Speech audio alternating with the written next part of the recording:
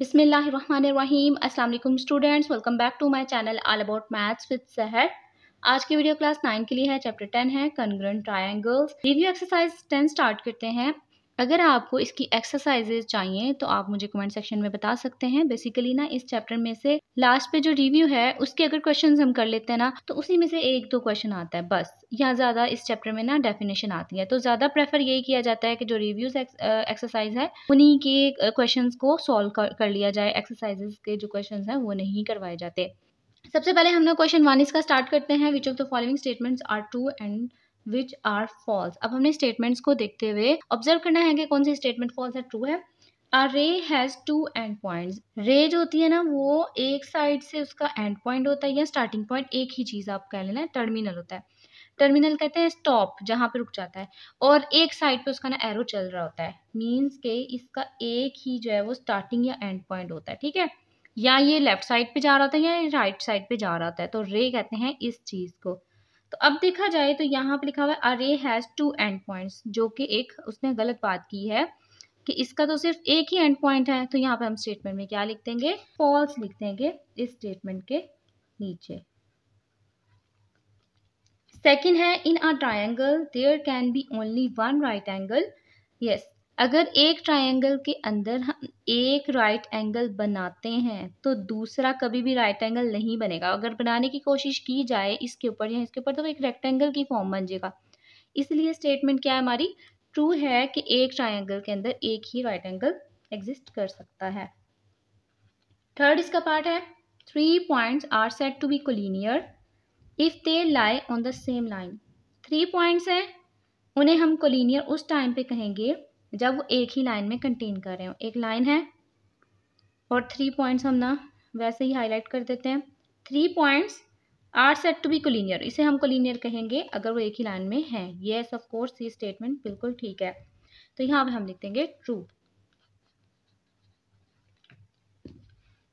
4 इसका पार्ट है, 2 parallel lines intersect at a point.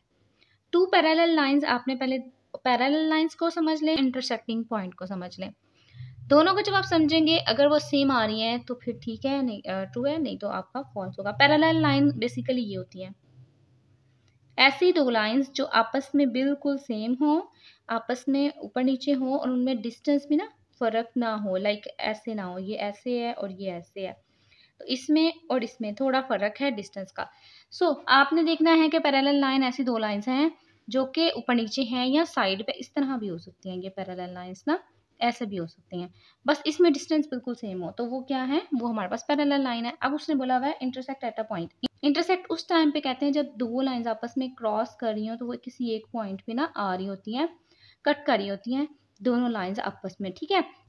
ये सेंस और ये सेंस दोनों डिफरेंट है ना, तो हमारी स्टेटमेंट क्या होगी, फॉल्स हो जाएगी।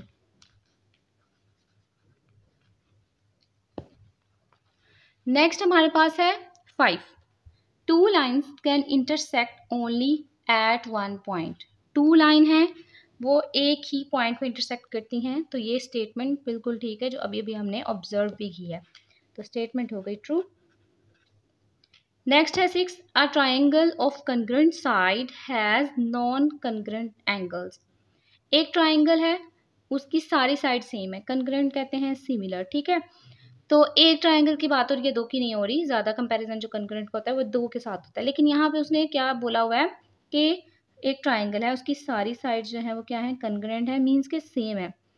तो सेम हो गया, हो गई ये लाइन सारी की सारी। हैज नॉन कंग्रुएंट एंगल्स, यानी कि उनका जो एंगल होगा वो सेम नहीं होगा। तो अगर मैं यहाँ पे 180 होता है ना, sum of angles of a triangle is 180 ना, तो हमें 3 एंगल्स का चाहिए कि इक्वल इक्वल कितना डिवाइड होगा, यानी कि हर एक एंगल के ऊपर कितना एंगल आएगा। अगर हम कंग्रुएंट एंगल्स की बात करें तो 3 पे डिवाइड करते हैं क्योंकि 3 एंगल्स हैं। 3 1 जा 3, 3 6 जा 18 और 0 एज इट इज। इसका मतलब हर एक एंगल पे आ जाएगा 60। तो ये हो गया कंग्रुएंट। जब हमारे पास साइड कंग्रुएंट होंगी ना, साइड सेम होंगी, तो ऑटोमेटिकली वो ट्राइंगल ऐसी बन जाएगी जिसमें सारे एंगल्स भी सेम होंगे। तो ये स्टेटमेंट गलत लिखी हुई है, नॉन कंग्रुएंट। जब उसने नॉन कंग्रुएंट कह दिया तो ये स्टेटमेंट गलत होगी। अगर कंग्रुएंट रहने देता तो फिर ट्रू होनी थी। अब ये स्टेटमेंट हो गई फॉल्स।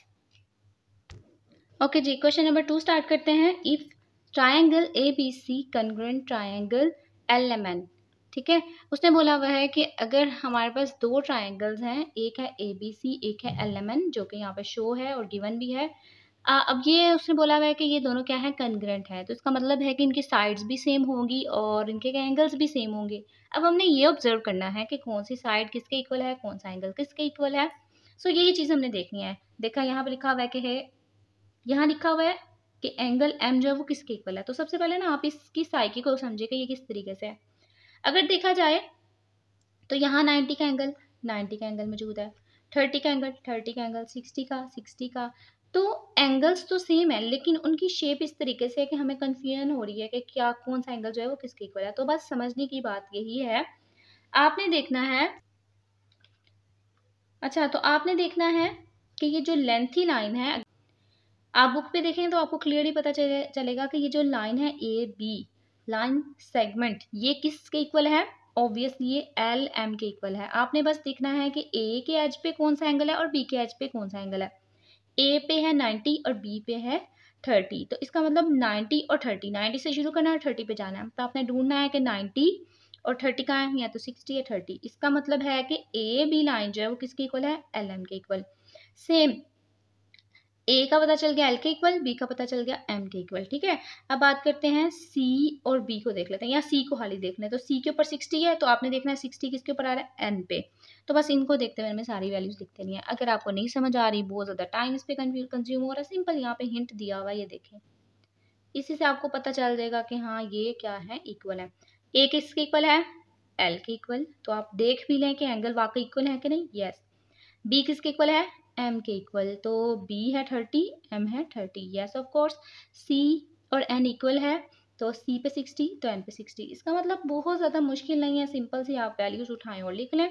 तो अब मैं यहाँ पे M की वैल्यू लिखूंगी, तो ऑब्वियसली M सेंटर में है तो B भी सेंटर में है। इसका मतलब M एंड B दोनों सेम है, जिस पे 30 आ रहा है। तो हम यहाँ पे लिखेंगे angle M is equal angle B। Next है एंगल N, तो N और C, यानी कि N के ऊपर भी 60 है, C के ऊपर भी 60 है, तो यहाँ पे हम लिख देंगे एंगल C।